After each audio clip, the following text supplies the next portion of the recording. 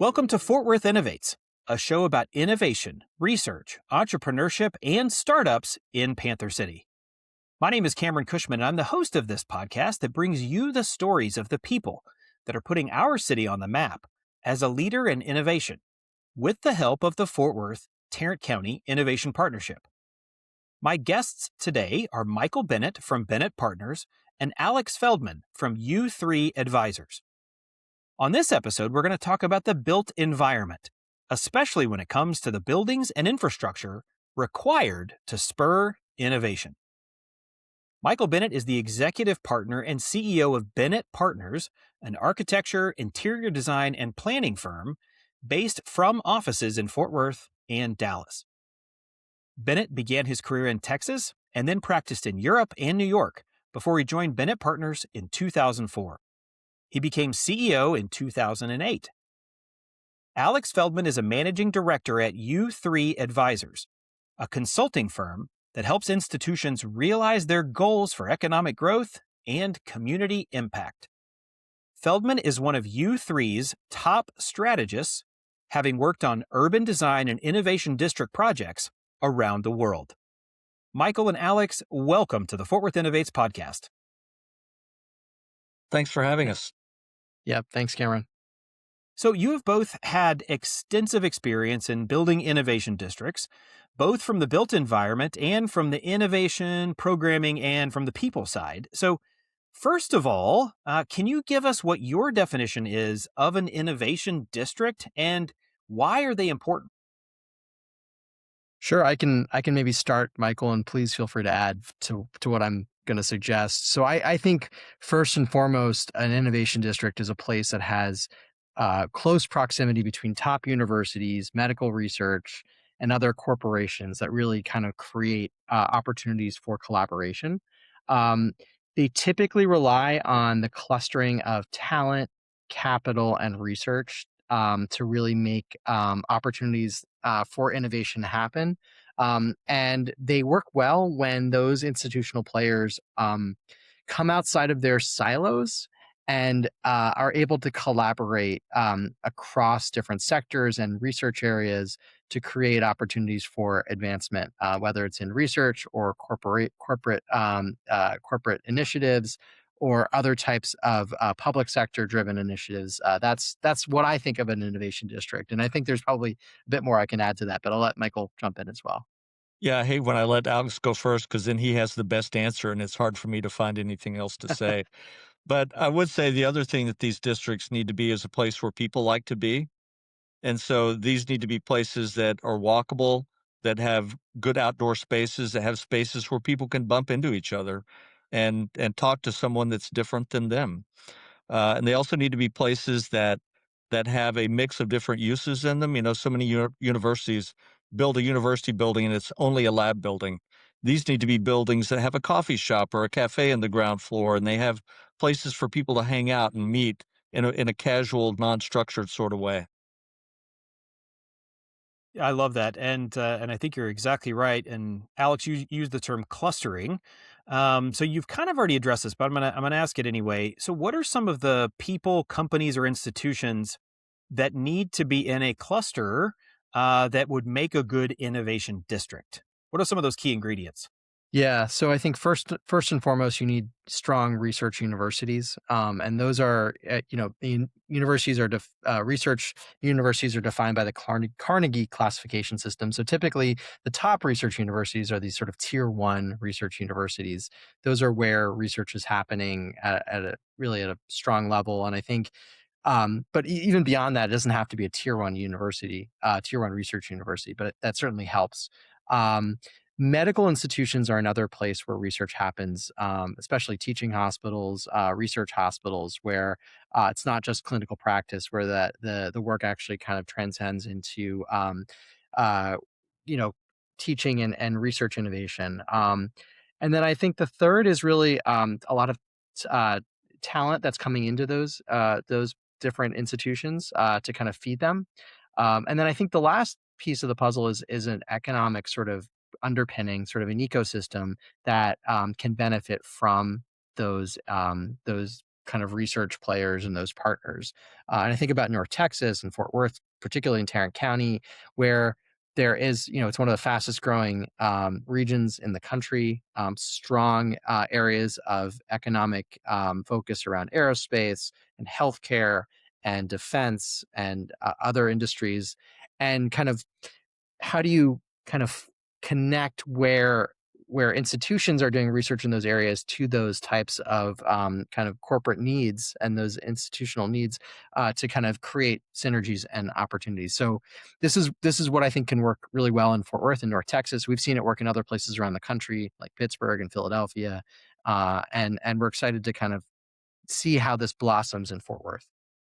Yeah, I'll add to a little bit to that, Alex, in that when you do talk about clustering and you think about, in particularly Philadelphia, where you have Penn and Drexel right there, sort of next door neighbors in the innovation district, and there are a lot of innovation districts that way, that it's important that they not be competitors in a way, that they feel like everybody's there for the benefit of the collaboration between industry and universities. And so that idea of collaboration is an important part of it besides just the clustering. Yeah, which if I can add, Michael, it's not easy with these institutions because universities and hospitals, I mean, they're mission driven and they tend to be focused on their own internal mission, and which is really important. And but it's often difficult for them to look beyond kind of the silo, a lot of sort of institutional silos that can get created. And so you're absolutely right that successful innovation districts are where different partners can come together and see benefit of being closely tied to each other. And it's becoming more normal. It's becoming more accepted. And I think that's it's very different than say 50 years ago when institutions kind of when they talked about research and innovation, they would kind of hunker down into sort of like research parks that were very kind of sequestered and segregated from the rest of society. And now today, as you're suggesting, it's better to be in an urban area, a place that's walkable, that has not just research uses, but also housing and amenities and things like that that help attract talent, and also the places that people will bump into each other to create opportunities for sharing ideas. Yeah, because a researcher may be with University A this month, and he may work at University B next month, and so you don't need to need to think about them as collaborating and sharing some of the resources that we're talking about, and getting out of their ivory tower, so to speak. And researchers are experts on their technology, their disease, their cells, their materials if they're engineers, but they typically don't have the best business skills. They don't know how to take something to market. They don't have that entrepreneurial bug necessarily. And so you need these other aspects to come around them. And I think that's the beauty of a district is that it Yeah. can provide those kinds of collisions where these people can get to interact with each other, bump into each other, know each other. So you have the experts coming together, but they each have their own specific skill sets that they bring to the table. Yeah, and those collisions can then incubate a business. Bingo. That's exactly right. So, Alex, you have worked with innovation districts all over the country and really all over the world. Could you point to some examples that are really high functioning, productive innovators and innovation districts? And what would you say makes them unique? And what is their secret sauce, so to speak? Yeah. Yeah. So thanks for that question. I think there's several that I can think of. I mean, the one that's probably the most celebrated and well known is in Kendall Square in Cambridge, where MIT is kind of the main anchor institution. Harvard also has a presence near, not close by, and has a separate research engine. And but I think it's important to note that Kendall Square didn't happen overnight. It happened over the course of, I mean, really since the end of World War II. Is when kind of there was a doubling down between a partnership between the federal government and MIT to really say let's focus on kind of partnership, and that really sort of spurred a lot of innovation out of MIT in the Kendall Square area. But it's only recently that I think Kendall Square has embraced the sense of place that it is. If you went to Kendall Square probably 20 years ago or 15 years ago, you would probably not want to spend a lot of time there. It was drab. It was, there was very few places to kind of go out and grab a bite to eat. Not a lot of opportunities for living close by to these institutions. And I think more recently, MIT has realized, yes, we need to actually not only be in the sort of research an innovation kind of space, but we also need to be in the placemaking space. And so they've taken a pretty innovative approach to creating a real estate company that's helped kind of manage a lot of their portfolio of Kendall Square and foster kind of the other uses that are close by to the university. And they've actually done quite well in terms of seeing a return on that investment from a real estate perspective. Um, I would also argue that places like where I live in Philadelphia has also done a great job, and probably a little bit more nascent than Kendall Square. But Michael mentioned Penn and Drexel University, as well as the hospital systems like Children's Hospital and the University of Pennsylvania Hospital, are all co-located in West Philadelphia in an area called University City. That neighborhood has also done a very focused effort around creating a strong collaborative place.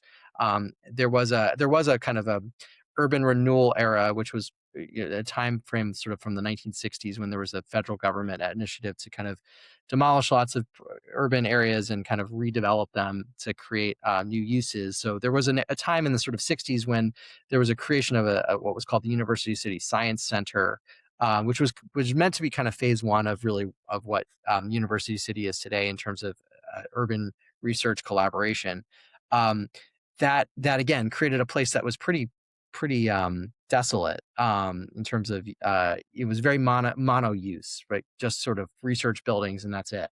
Um, More recently, I mean, Penn, Drexel, and the University City Science Center, which now is you can call it U City Square, has really embraced kind of building public parks, creating housing, attracting restaurants, as well as creating the programs that bring entrepreneurs inside the buildings to make them want to be there. And as a result, these institutions have kind of taken up space in these buildings and been more active partners together in these spaces. So those are just two examples, and there's some other ones I can think of as well. But yeah, really, I think both Penn and Drexel, as well as MIT, are probably two great examples that maybe Fort Worth can learn from. Well, and I will say, to piggyback on that a little bit, Alex, that you talked about those being sort of desolate areas that needed some time to redevelop. I think we benefit from being in a downtown. And if you look at the greater downtown, that is already really walkable and highly developed. This southeast corner of downtown is not typical of the rest of our downtown Fort Worth environment. And so I think we're going to have maybe a quicker ramping up of that process. It'll also be sped up by the redevelopment of the convention center, because the existing arena is getting demolished at the beginning of next year and will be replaced by an extension of exhibit space, more than doubling our meeting room capacity, and a new ballroom that's 40,000 square feet. So you think about 40,000 square foot ballroom, that's the size of a downtown Fort Worth City block, right? So it's a significant kind of redevelopment in that area. A part of that that's already teed up and done is the straightening of Commerce Street. The simple bow in that street and the use of the convention center annex sticking out there felt like the Berlin Wall, right? It just felt like it cut off that part of town from the more vibrant part of town to the north. That annex is gone. Commerce Street is straightened, and on the east side of Commerce, there will be at least a new 600-room conference hotel complementing the convention center. That RFP is already out on the street. And so I think when you look at the existing downtown and its vibrancy, you look at what the convention center will bring, the number of visitors it will bring, which is also going to spur restaurants, bars, retail, entertainment in the district. I think the innovation district will benefit from that, and vice versa. So I think all those things are really going to add together to be what I think will be a pretty quick ramp up of this district, which, by the way, is called the Switchyard Innovation District. Well, yeah, Michael, couldn't agree with you more. And I think as we think about this as the switchyard, I think it's important to also mention the component of transit, right? We have in Yes. our southeast quadrant, it's one of the most connected parts of Fort Worth, if you think about it, not only from a obviously interchange perspective, but also the fact that it is adjacent to Central Station, and you can get to DFW Airport in less than an hour or 40 minutes or so across the region to Dallas. pretty quickly, and potentially connected to the rest of the state via high-speed rail in the future, if that happens. So I think another component of innovation districts that's maybe overlooked a bit is the connectivity to transit. And you'll see the clustering of talent and corporations and institutions around that. If you think about actually what Phoenix has done and Tempe has done in terms of connecting those regions, between ASU and downtown Phoenix, they've used transit as that kind of connective spine. And ASU has been able to build a whole downtown campus because you can then hop on the train and get to Tempe really quickly. I was So just there yesterday, as a matter of fact. So yeah, that's great. I think the aspect of transit and all that development occurring is really going to make this take off in a significant way. So, Michael, you're an architect and designer, and you kind of hit on this already, but you're an expert in the built environment. And how do you think that buildings, infrastructure, and design, you've kind of told us about the convention center and the straightening of Commerce Street, which, yes, I was just on yesterday, and it is fascinating and it's much cleaner and easier to get down. But maybe give us a peek into the future. How do you think the buildings and infrastructure and design can promote and encourage innovation with what's being built and what's being planned in the southeast quadrant of downtown Fort Worth? Yeah, that's a that can be a complicated answer, but I'll try to simplify a lot of it. But one, as mentioned earlier, just having really walkable environment. And what does that mean? That means you have activated uses on the ground floor. That means an air environment, especially you have awnings and canopies at that ground plane to provide shade and protection. That means you have greenery wherever you can find it and wherever you can put it in an environment like this. And you also have places in the public realm for people to pause and sit and those sorts of things. So I think that's kind of in the public, and it feels safe for people. We've had a tendency in a lot of our cities to do a lot of one-way streets and make the lanes really wide. And so the streets feel a little bit freeway adjacent, right? And because they're made for cars. And so we need to rethink, uh, much like the rest of downtown has done, rethink this part of downtown to make it for people so that people feel safe. Their eyes on the street, cars aren't speeding by. It feels like a place that you want to be. The other parts of that are, uh, in the ground floors not having reflective or dark glass, so you're able to look in and see that there's a business there. There are people in there eating. The people inside are able to see out, so that the people out, there's that kind of back and forth going on. But then the buildings themselves, parking is always a part of this, but let's try not to let parking dominate the sort of idea of the building. It will take up a lot of space, as it always does, but let's try to do that in such a way that it doesn't feel like there's a big parking garage there. The buildings need to have some flexibility in their floor planning, and so because as things evolve, as things develop, things need to be able to change. And so, we're going to think about things like that. And one of the other things that we thought about in the design guidelines for this part of town is that, uh, the Stockyards has the western thing kind of really well covered. Dance Square has the kind of traditional Fort Worth brick building really well covered. So, what can we do to say this is a district that's not looking at our past? We love our past, but we're a district that's looking forward. And so, how can we get the architecture to always also be always forward looking and modern in its treatment? Yeah, and just to add to what Michael said, I mean, I think when I he described the ground floors perfectly, exactly how I would have as well. And I think I would just add the layer of accessibility. So thinking about the buildings themselves have to be welcoming and accessible to the point where Yeah. you as a general public feel comfortable coming in. And I think of a building I like to go to in Philly that is at the sort of it's an innovation building, but the ground floor is one of the best coffee shops in the city.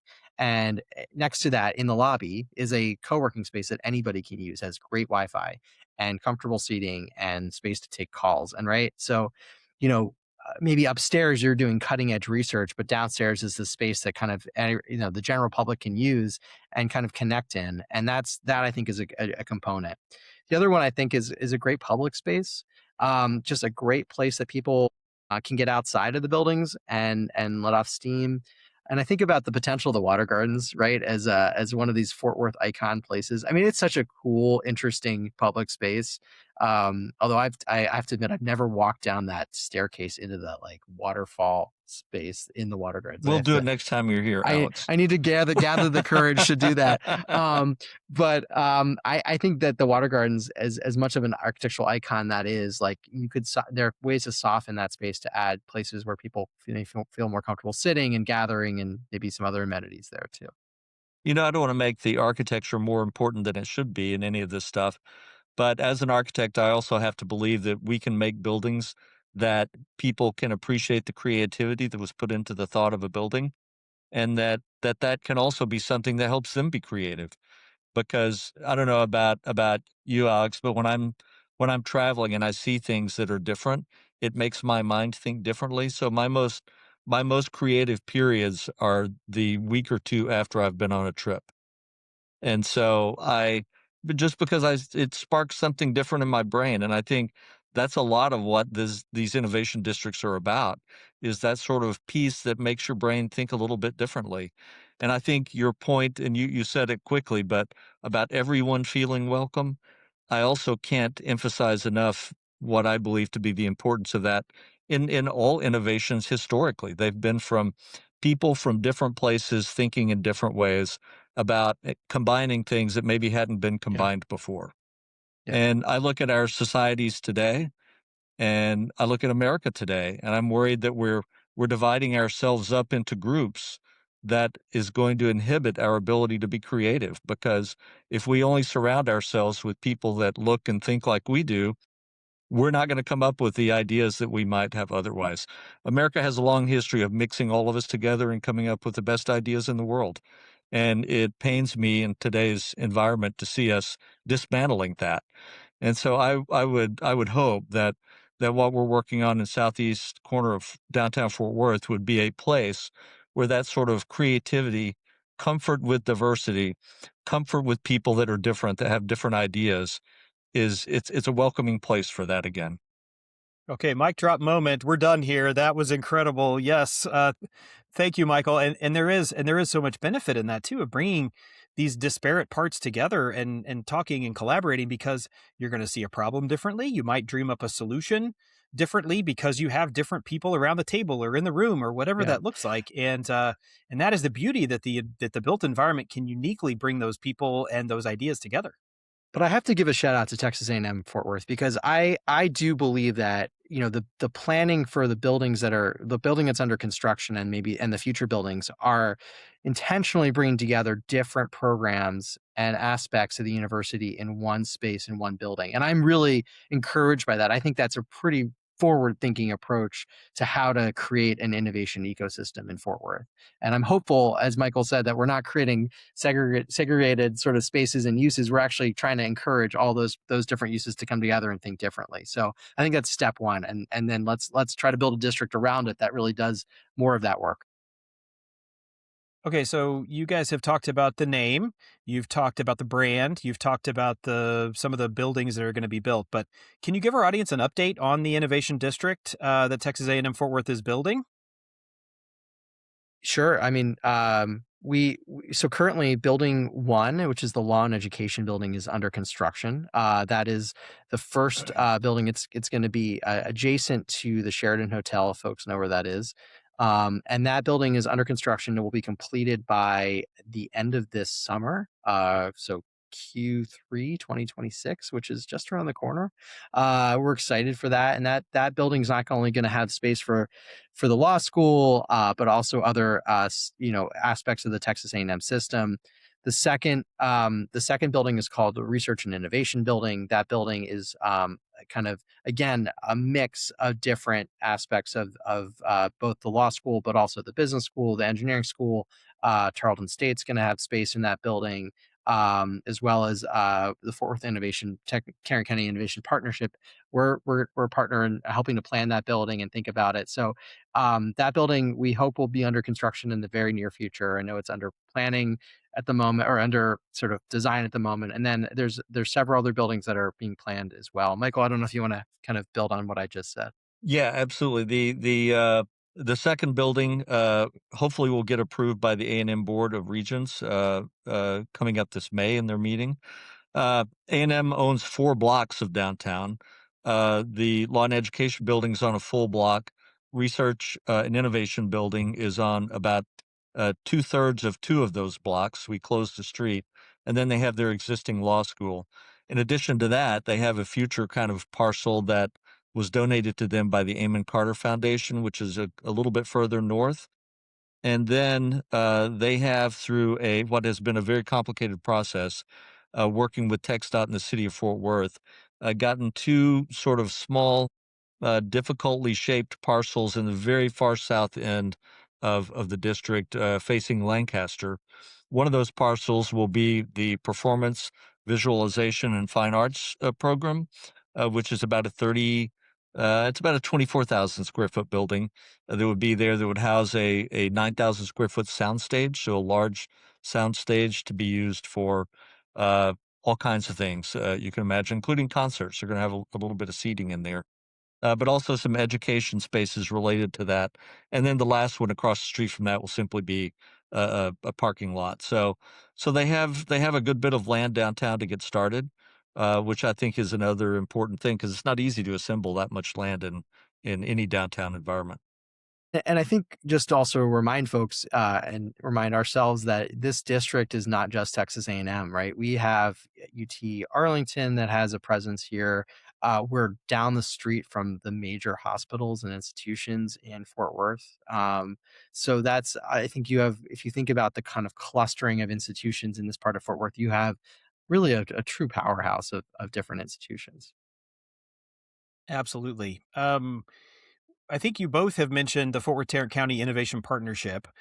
What role do you see that nonprofit partnership playing in the district and increasing innovation-led economic development in Fort Worth? And the Fort Worth Tarrant County Innovation Partnership was really stood up by the city and county to create economic development opportunities for Fort Worth and Tarrant County around the new kind of a Texas A&M investment.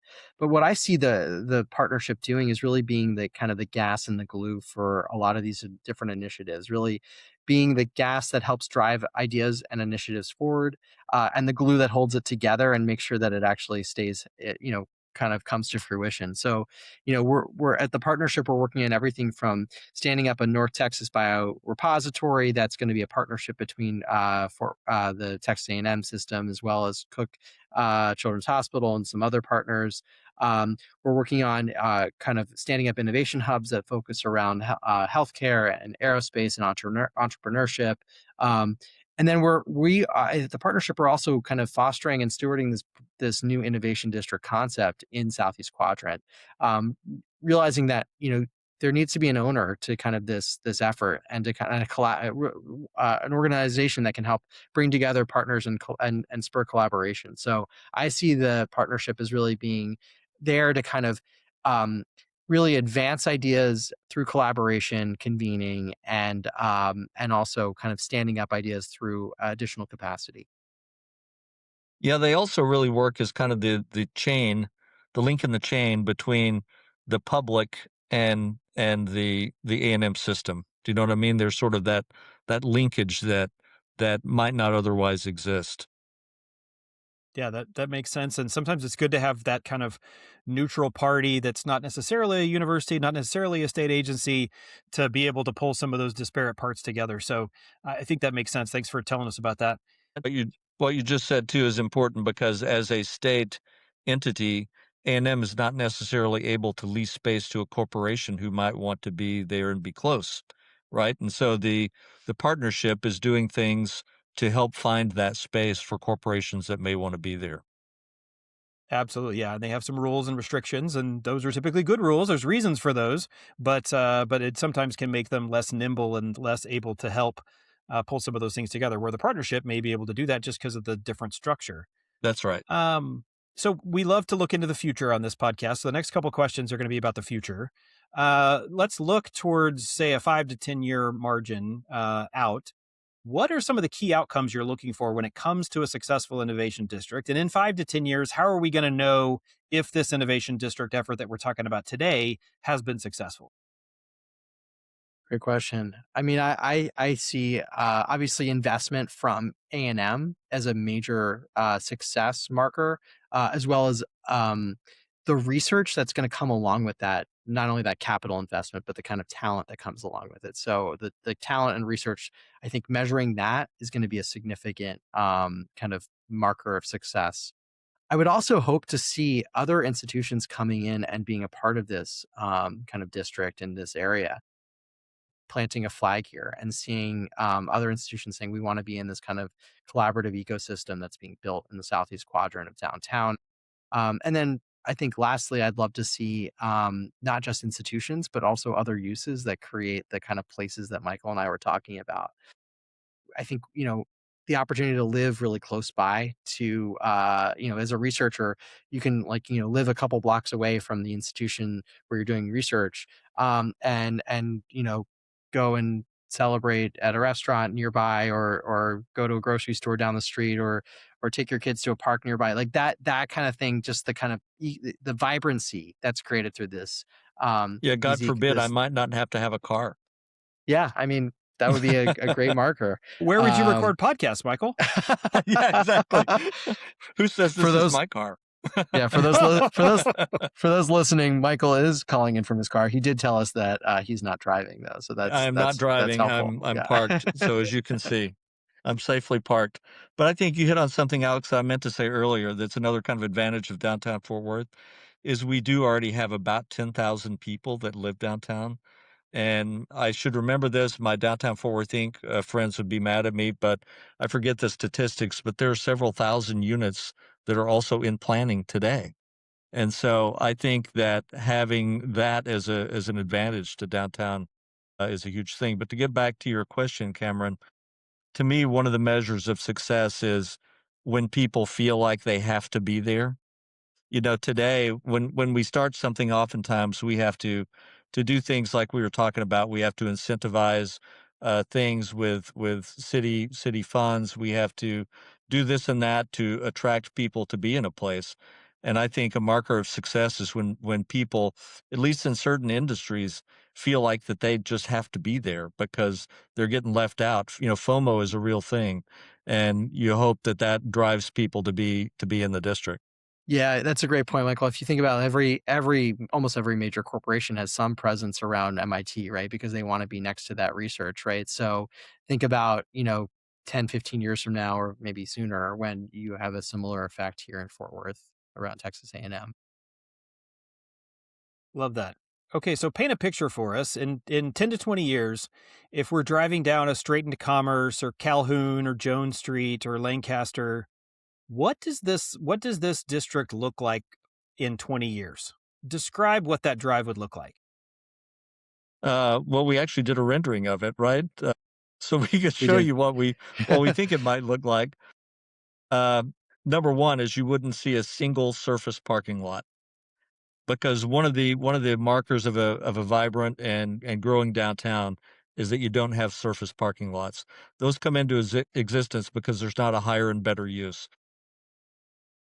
The money that a developer brings in or an owner brings in from storing cars there 8 hours a day makes more money than whatever that higher use would be. So in that world, the parking lots have all been developed, and I think they will have been developed by the kind of buildings we're talking about, a mix of buildings. But unlike these first ones we're building that are 10 to 12 stories, these buildings would be 20 stories. They would be a mixture of academic, industry, residential, and hospitality kind of uses.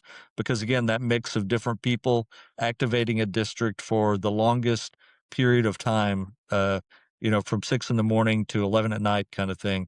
That's important. And I hope we would see a street full of people, going about doing their business at different times of the day. Um, yeah, to me, if I'm looking at it, that's the sort of thing I would want to see is, we would have built everything out and there's not a parking lot, and we would be looking for more land. And part of the planning that Alex and I worked on was an idea to be able to move train tracks.